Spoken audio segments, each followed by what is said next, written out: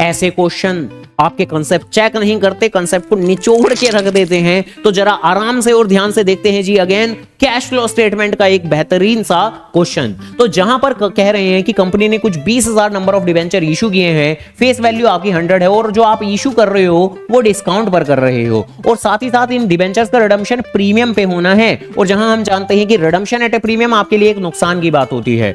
साथ ही साथ कह रहे हैं कि हम कंपनी के पास में कुछ सिक्योरिटीज प्रीमियम अकाउंट का भी कुछ बैलेंस है, कितना 3,70,000 रुपए का। तो कह रहे हैं कि कैश फ्लो स्टेटमेंट के अंदर कैसे आप इस ट्रांजैक्शन को रिफ्लेक्ट करने वाले हैं। अब देखिए कैश फ्लो स्टेटमेंट के अंदर ओवरऑल इतना तो हम जानते हैं कि जितने भी लॉसेस होते हैं ऑपरेटिंग एक्टिविटी के अंदर उनको आपको ऐड करना होता है, वेदर वो loss on sale of fixed asset हो या एनी काइंड ऑफ लॉस हो। तो लॉस को आप ऐड करते हो तो सबसे पहले तो होल्ड करना है आपको कि लॉस को जी मैं ऐड करता हूं हमेशा कैश फ्लो स्टेटमेंट के अंदर। अब यहां कौन से लॉस की बात हो रही है, तो देखो 10% का डिस्काउंट वो भी आपका एक लॉस ही है, और 15% का जो रिडम्पशन एट ए प्रीमियम है वो भी आपका लॉस ही है। तो 10 और 15 मिला के हुआ 25, तो 25% का लॉस हो रहा है आपको ओवरऑल इस ट्रांजैक्शन के अंदर, जिसको डेफिनेटली आप ऑपरेटिंग एक्टिविटी के अंदर ऐड करना चाहेंगे। तो सीधी सी बात है 100 का 25% 25 रुपए ही होगा। तो 25 यानी 25 इंटू में आपका हो गया कितना 20,000। तो 20,000 नंबर ऑफ डिवेंचर और इंटू में 25 करके आप लोग यहां से सबसे पहले जज कर लेंगे 5 लाख। लेकिन जरा आराम से और ध्यान से, क्या ये एंटायर 5 लाख आपका हो जाएगा सीएफएस के अंदर ऐड बैक? तो जवाब है ना,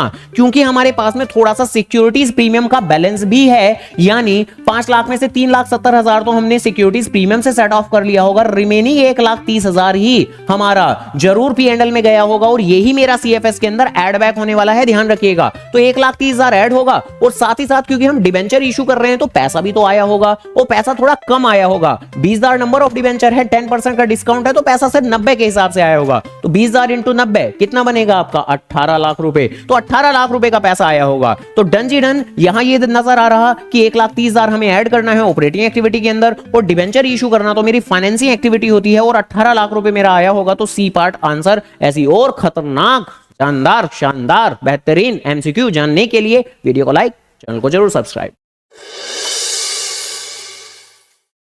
तो करना, करो ना भाई, क्यों नहीं कर रहे?